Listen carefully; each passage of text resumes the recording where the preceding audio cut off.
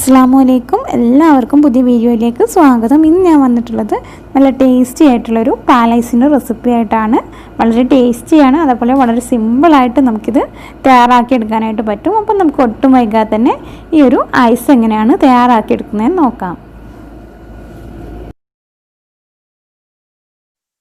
Ice ഉണ്ടാക്കാനായിട്ട് ഞാനിവിടെ ഒരു പാത്രം വെച്ച് കൊടുത്തിട്ടുണ്ട്. ഇനി നമുക്ക് ഇതിലേക്ക് 2 കപ്പ് പാൽ ഒഴിച്ച് കൊടുക്കാം. ഞാനിവിടെ പശുവിൻ പാലാണ് യൂസ് ചെയ്യുന്നത്. ഏത് പാൽ വേണമെങ്കിലും നമുക്ക് ഈ റൈസ് ഉണ്ടാക്കാനായിട്ട് യൂസ് ചെയ്യാം. ഇനി നമുക്ക് ഇതിലേക്കൊരു മിക്സ് കൂടെ റെഡിയാക്കി എടുക്കാനുണ്ട്. അപ്പോൾ അതിനായിട്ട് ഞാനിവിടെ 1/2 ടേബിൾ സ്പൂൺ കോൺഫ്ലോറും അതേപോലെ 1 ടേബിൾ സ്പൂൺ അളവിൽ മിൽക്ക് പൗഡറും എടുത്തിട്ടുണ്ട്. ഇനി നമുക്കിതൊന്ന് മിക്സ് ചെയ്തെടുക്കണം. മിക്സ് ചെയ്തെടുക്കാനായിട്ട് ഞാൻ ഇതിലോട്ട് കുറച്ച് പാൽ ഒഴിച്ച് കൊടുക്കുന്നുണ്ട്. നമ്മൾ എടുത്തിട്ടുള്ള 2 കപ്പ് പാലിൽ നിന്നല്ലാതെ എക്സ്ട്രാ പാൽ ഒഴിച്ചിട്ട് വേണം ഇത് നന്നായിട്ടൊന്ന് മിക്സ് ചെയ്തെടുക്കാനായിട്ട്. ഞാനിതിവിടെ ഒട്ടും കട്ടയൊന്നും ഇല്ലാതെ നന്നായിട്ട് മിക്സ് ചെയ്തെടുത്തിട്ടുണ്ട്. ഇനി നമുക്കിതൊരു സൈഡിലേക്ക് മാറ്റി വയ്ക്കാം. ഈ ഒരു പാൽ നന്നായിട്ട് തിളച്ചതിന് ശേഷം വേണം നമുക്കിതിലേക്ക് ഈ ഒരു മിക്സ് കൂടെ ചേർത്ത് കൊടുക്കാനായിട്ട്.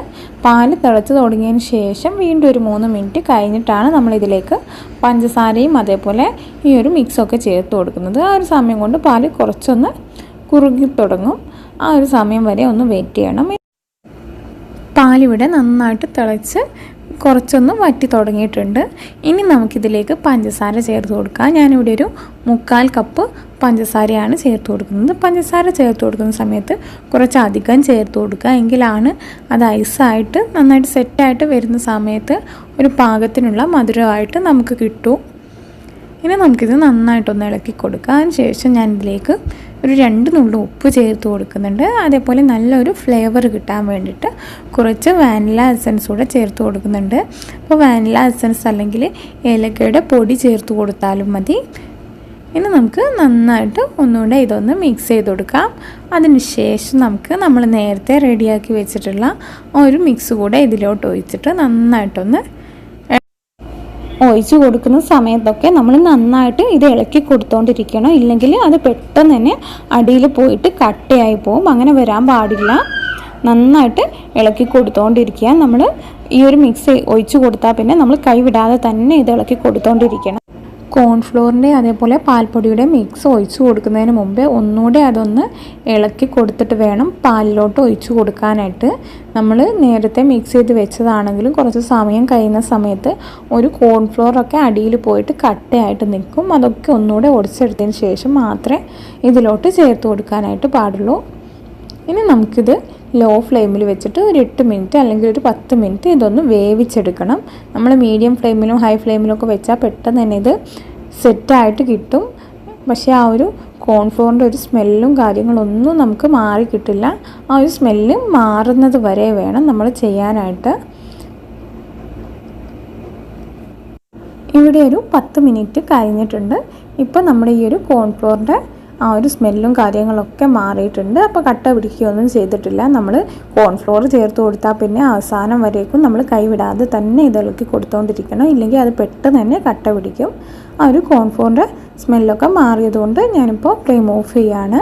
അപ്പോൾ ആ സ്മെല്ല് മാറുന്ന ആ ഒരു സമയം വരേക്കും തന്നെ നമ്മളിത് നന്നായിട്ട് ഇളക്കി കൊടുത്ത് വേവിച്ചെടുക്കണം. ഇല്ലെങ്കിൽ നമ്മൾ ഐസ് സെറ്റ് ചെയ്യുന്ന സമയത്ത് ആ കോൺഫ്ലോറിൻ്റെ സ്മെല്ല് നമ്മൾ കഴിക്കുന്ന സമയത്തൊക്കെ നമുക്ക് വല്ലാണ്ട് അങ്ങോട്ട് അറിയാൻ പറ്റും. ആ ഒരു സമയത്ത് ആ ഒരു നല്ലൊരു ടേസ്റ്റ് ആയിരിക്കില്ല.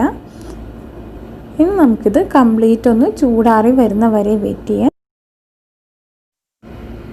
നമ്മൾ നേരത്തെ റെഡിയാക്കി വെച്ചിട്ടുള്ള ആ ഒരു പാലിൻ്റെ മിക്സ് ചൂടാറിയതിന് ശേഷം ഞാനിവിടെ മിക്സിയിലൊന്ന് ബ്ലെൻഡ് ചെയ്തെടുത്തിട്ടുണ്ട്.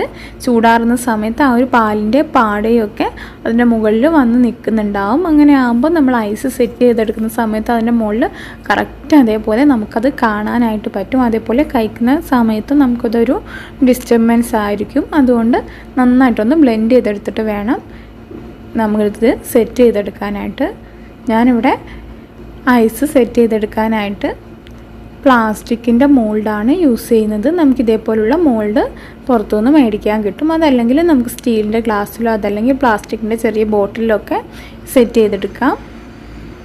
അപ്പോൾ ഞാനിത് മോൾഡിലോട്ട് ഒഴിച്ചു കൊടുക്കുകയാണ്. റെഡിയാക്കി വെച്ചിട്ടുള്ള മിക്സ് ഞാനിവിടെ 4 മോൾഡിലോട്ടാണ് ഒഴിച്ച് കൊടുത്തിട്ടുള്ളത്. അപ്പോൾ ഞാനിവിടെ നിറയെ ഒഴിച്ച് കൊടുത്തത് കൊണ്ടാണ് 4 എണ്ണം. അതല്ലെങ്കിൽ ഒരു 3/4 ഭാഗത്തോളം ഒഴിച്ച് കൊടുക്കുകയാണെങ്കിൽ ഒരു 5 ഐസ് വരെ നമുക്ക് റെഡിയാക്കി എടുക്കാനായിട്ട് പറ്റും. ഇനി നമുക്കിത് അടുപ്പ് വെച്ചൊന്ന് അടച്ച് വെച്ച് കൊടുക്കാം. അടുപ്പില്ലെങ്കിൽ നമ്മൾ സാധാരണ ഐസ്ക്രീമൊക്കെ മേടിക്കുന്ന സമയത്ത് അതിൻ്റെ കൂടെ ഉണ്ടാകുന്ന ആ സ്റ്റിക്ക് വെച്ച് കൊടുത്താലും മതി. അപ്പോൾ ഞാനിവിടെ എല്ലാം അടച്ച് വെച്ച് കൊടുത്തിട്ടുണ്ട്. ഇനി നമുക്കിത് ഫ്രീസറിൽ ഇതൊന്ന് സെറ്റ് ചെയ്യാനായിട്ട് വെക്കണം. മിനിമം 8 മണിക്കൂറെങ്കിലും വെച്ചിട്ട് വേണം നമ്മൾ എടുക്കാനായിട്ട്. പിന്നെ നമ്മുടെ ഫ്രിഡ്ജിൻ്റെ തണുപ്പിനനുസരിച്ച് ഇതിലൊക്കെ മാറ്റം വരും. അപ്പോൾ അത്യാവശ്യം തണുപ്പുള്ള ഫ്രിഡ്ജിൽ 8 മണിക്കൂർ അല്ലെങ്കിൽ ഒരു 10-12 മണിക്കൂറൊക്കെ എടുക്കും നമുക്കിത് സെറ്റായിട്ട് കിട്ടാനായിട്ട്. 8 മണിക്കൂർ കഴിഞ്ഞതിന് ശേഷം ഞാനിതിവിടെ പുറത്തെടുത്ത് വെച്ചിട്ടുണ്ട്. ഇനി നമുക്ക് ഈ ഒരു മോൾഡിൽ നിന്ന് ഐസ് പുറത്തോട്ടെടുക്കാം. പുറത്തോട്ടെടുക്കുന്നതിന് മുമ്പേ കുറച്ച് സമയം വെള്ളത്തിലൊന്ന് മുക്കിയെടുത്തതിന് ശേഷം പുറത്തോട്ടെടുക്കുക. അങ്ങനെ ആകുമ്പോൾ പെട്ടെന്ന് തന്നെ നമുക്ക് പുറത്തോട്ടെടുക്കാൻ പറ്റും. അതിനുശേഷം ഇതേപോലെ ഒന്ന് ഇളക്കി കൊടുത്തതിന് ശേഷം നമുക്ക് ബേക്കിലോട്ടങ്ങ് വലിച്ചെടുത്താൽ മതി. പെട്ടെന്ന് തന്നെ നമുക്ക് പുറത്തോട്ടെടുക്കാനായിട്ട് പറ്റും. അപ്പോൾ നമ്മുടെ വളരെ ടേസ്റ്റി ആയിട്ടുള്ള ഐസ് ഇവിടെ റെഡി ആയിട്ടുണ്ട്. അപ്പോൾ തീർച്ചയായിട്ടും എല്ലാവരും ട്രൈ ചെയ്ത് നോക്കുക. അതിന് ശേഷം ഫീഡ്ബാക്കൊക്കെ അറിയിക്കുക. ഇന്നത്തെ ഈ ഒരു വീഡിയോ നിങ്ങൾക്ക് ഇഷ്ടമാവുകയാണെങ്കിൽ തീർച്ചയായിട്ടും ലൈക്ക് ചെയ്യുക. അതേപോലെ ചാനലൊന്ന് സബ്സ്ക്രൈബ് ചെയ്തേക്കുക. വീണ്ടും മറ്റൊരു റെസിപ്പിയായിട്ട് കാണാം. താങ്ക്